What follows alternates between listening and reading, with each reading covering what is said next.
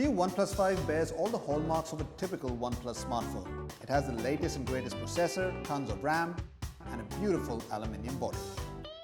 But this time it has a trick up its sleeve, and that's the new dual lens camera, but we'll talk more about that later in this review. First, let's get the price out of the way. The new OnePlus 5 comes in two variants. The 64GB variant will cost you 32,999 rupees, and the 128GB will cost you 37,999 rupees.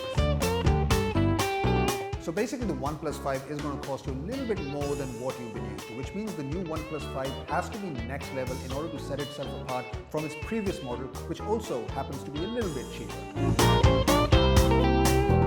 So let's start with the display, which for the most part is very decent. Colors are sharp, vivid and punchy, but to be fair, the screen feels very much the same like the one on the OnePlus 3T.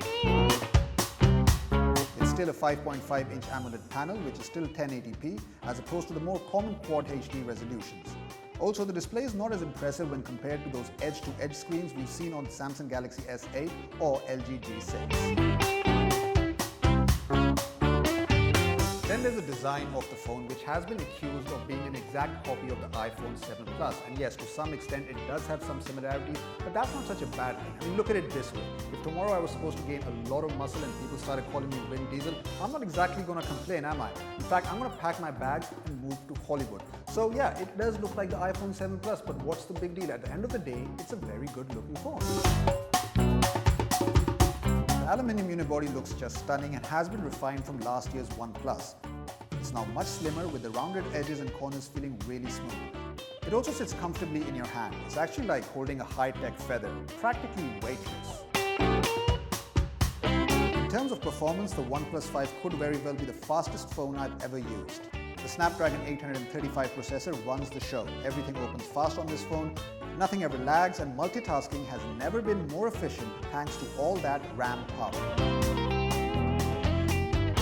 But if you ask me, 6GB of RAM is a complete overkill. I mean, 4GB of RAM is more than enough for any Android phone. I mean, it's a nice spec to boast about, but you're not going to notice it all that much.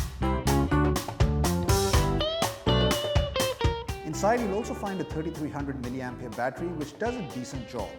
On an average, I was able to get 4 to 4.5 hours of screen time with it, which is good, but not great. Software-wise, the OnePlus 5 comes with Android Nougat 7.1.1 with Oxygen OS running on top. And if you ask me, the Oxygen OS is probably the best Android skin you'll find on any phone, hands down.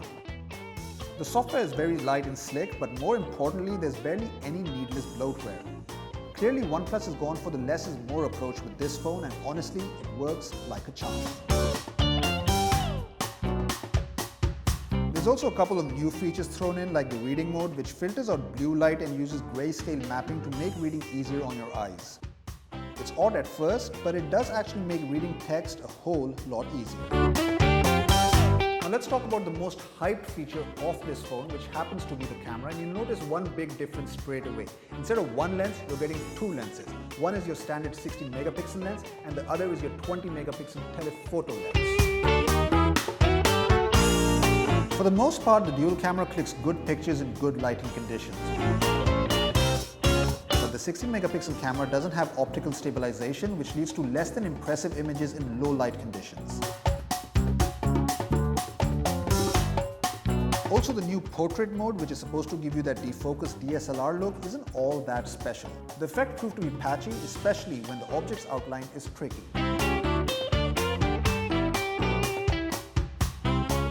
Another annoying thing about the OnePlus 5 is that it's not water resistant. I mean, this isn't a huge inconvenience, but it's one of the key features you want your phone to have in order to stay competitive with other flagships.